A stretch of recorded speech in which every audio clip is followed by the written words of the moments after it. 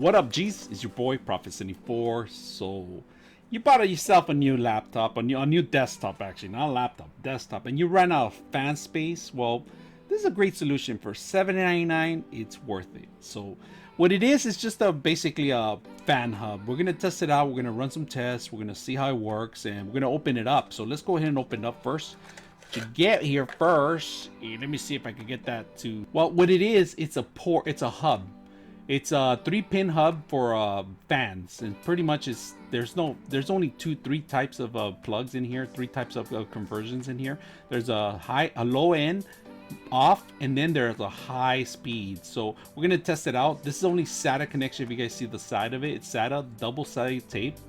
If you guys can see that, and there is no zip, there is no Velcro tape. It's just regular double-sided tape. Really simple to use. I like it all around. This is a simple, inexpensive way to add more fans to your CPU, to their GPU, to your desktop, because pretty much when you buy a motherboard, there's not that enough fans for all these fancy new RGB lighting fans. Now, this cannot control the RGB lighting. It's out of the question. There's no control on it. It's just pretty much set up for only for the speeds of the fan. There's 2 speeds, low end and high end speed. So we're gonna test out the low and the high and see if it's worth it. For $7.99, this module is a very good thing to have in case like you buy a new desktop that has maybe 20 of these fans. I mean, these things are getting ridiculous. To install, some of these systems have like 10 fans, and motherboards don't really have a lot of fan connections, so it's a great option to have and to buy. I personally bought this one because I do have a tower that has 10 fans. There's 3 on the side, 3 on the top, and then we're including the side one and the actual ones that come with the water cooling system. So, and then if you want to add a different one to your power supply, there's a different fan. So you can add multiple fans on systems, but motherboards only have 3 or 4 or 5 depending on the type of the motherboard you buy these days. So this is a great option to have. So we're gonna go ahead and take a look at it. We're gonna set it up and see how well it works. And if you guys like it, and if you have any questions, very simple module, hit me up and let me know. First of all, very small little module. We're gonna zoom in a little bit, just a little bit more, so you guys can see more of it. And we got 3 fans here. We got this Thermaltake fan, larger fan. We have a generic fan, don't know the brand. Some Cocox, that's the name of it. And then we have this large Corsair. This is a badass fan. I like this fan. So basically what you got to do is you need a power supply. You do need a desktop power supply. And we're going to set this desktop power supply in here just to power these fans through these converters so you guys can see it. So when you set up your desktop, I'm going to show you exactly how to connect it from here, from your desktop power supply to this module, right? So you have to have one of these power supplies, of course. When you buy your desktop, you're going to have these connections. They give you multiple connections in here. They give you you have this one main connection, which goes to your motherboard. For today, we're going to test it. This is for testing purposes. We're going to put one of these extensions in here, and we did a little hack where you actually put it on 2 pins, and then you could actually power this power supply to power on, because without the motherboard connection you're not going to be able to. So this is a little simple hack that you could do. You could buy this into this extension and put the little double pin on it, and it'll make it work. So this is a great idea to have if you want to make RGB lighting testing and other stuff. So not a bad thing to have. So we're going to set this up on the side for now. This is not necessary, like I said. It's only for testing purposes. Now when you buy a power supply, it comes with all these generic connections. Of course, you got the GPU connections, your CPU connections, and then you have these SATA power adapters, power supply areas. And this is pretty much to power all your power supply. So if you have a hard drive, say you have a hard drive, here's your hard drive, you power it up through here. You have 2 connections, one to your motherboard, one to the actual power supply.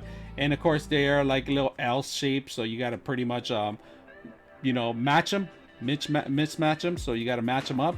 You plug them in, and that's the power supply for actual hard drive. This, of course, I just opened this hard drive. It's not a working hard drive.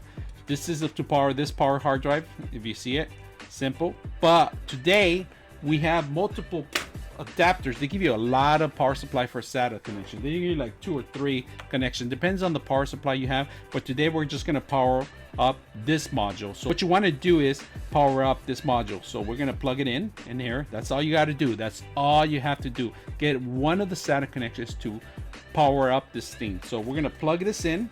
And then what you want to do is get all your existing fans to power up from here. And like I said, they're 3-pin fans, so we're gonna connect all of them in different areas so you guys can see how it's working, all right, and how easy it is. So pretending you're setting this up on your desktop, very simple. This could be behind the desktop itself. You know, there's another area you could hide this, all the connections go here. This is pretty much just a fan hub, that's all it is. So we set this up on the side, put it in here so you guys can see it all lined up. And generic fan right here, thermal take fan, there we go. And of course the piece de resistance. This is the main power that we're going to power this desktop power supply. So we're going to power it up,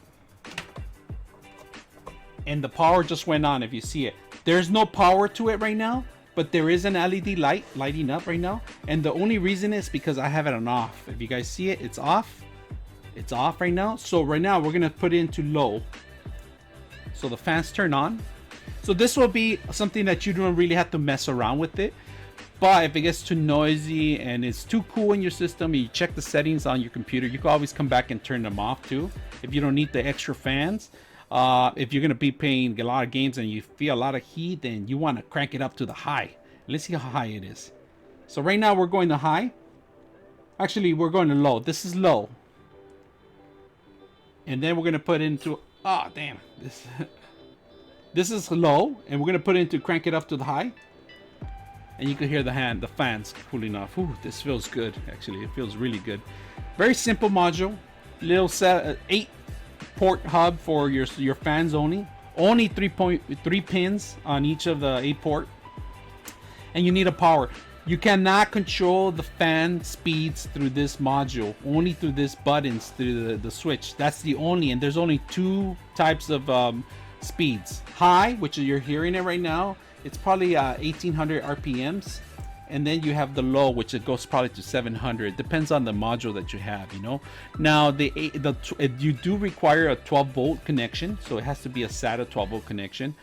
In order to get this going, all right? And like I said, you have an option. You don't have to have this module, but if you run out of space on your actual motherboard, or you don't have the right converters, you can always buy this individual little 8-port hub, SATA to 1 to 8 multiple splitters cooler for fans and other modules. It does not control any of your speeds. Like I said, it does all of them at once, only with this switch. This is high. This is low. Very simple, easy to set up, easy to have, and you'll find your system running a lot better in cooling if you add more fans to it. Of course, in order to retain these kind of fans, you have to have the right power supply too. If you run out of power, then you're gonna need a bigger power source. You know, sometimes these power supplies don't last forever. You might have to break it down. You can always buy at different voltages down the line, but right now, if you add more fans to a different desktop that you purchase and you don't have enough connections for your motherboard, this is a great option to have. This is for testing purposes. We're setting it up here just for testing purposes, so you can see it. I have a Corsair, thermal take, and a generic fan, and they're all working. Now that's on the low module, like I said, high module.